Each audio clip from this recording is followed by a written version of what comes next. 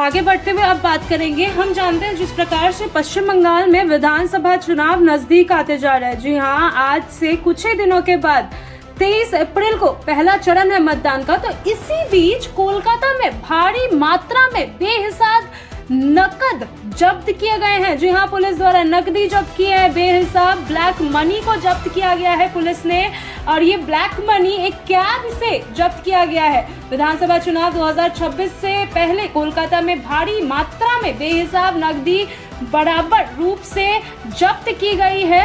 राजनीतिक हलचल तेज हो गई इसकी वजह से। जैसे जैसे पश्चिम बंगाल में मतदान की तारीखें करीब आ रही है, वैसे वैसे प्रशासन और चुनावी आयोग ने निगरानी और सख्त बढ़ा दी है। इस कार्रवाई को चुनावी प्रक्रिया को निष्पक्ष और पारदर्शी बनाए रखने की दिशा में एक बड़ा कदम माना जा रहा है। सूत्रों की बात करें तो कोलकाता के अलग अलग इलाकों में छापेमारी के दौरान बड़ी मात्रा में नकदी जब्त की जा रही है। जी हाँ, बड़ी मात्रा में ब्लैक मनी मिल रहा है जिसका कोई वैध हिसाब नहीं मिल पा रहा है। इस मामले में जांच एजेंसियां यह पता लगाना चाहती हैं और पता लगाने की कोशिश भी कर रही हैं ये पैसा किसका है और इसके इस्तेमाल चुनाव को प्रभावित करने के लिए तो नहीं किया जा रहा। हालांकि अभी तक किसी राजनीतिक दल का नाम आधिकारिक तौर पर इसमें शामिल नहीं हुआ है। चुनाव के मद्देनजर इलेक्शन कमीशन ऑफ इंडिया ने राज्य भर में सघन चेकिंग अभियान शुरू कर दिया है।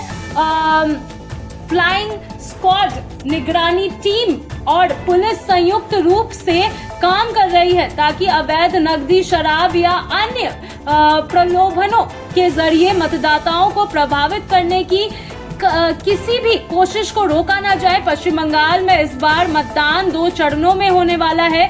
23 और 29 अप्रैल और मतगणना जो है वो 4 मई को होने वाली है। इन तारीखों पर राज्य की कई महत्वपूर्ण संवेदनशील सीटों पर वोट किया जाएगा।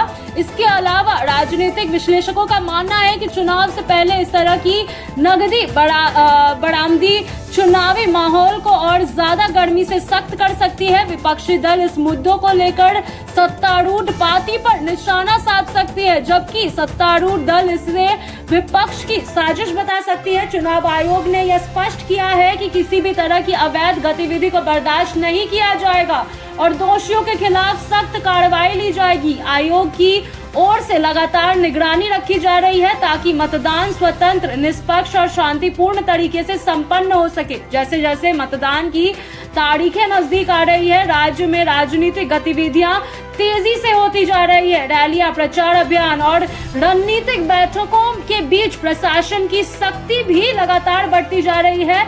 अब यह अहम हो गया है देखना और बहुत ही महत्वपूर्ण हो गया है कि इस तरीके की कार्रवाई का चुनावी माहौल और मतदाताओं के फैसलों पर क्या असर पड़ता है।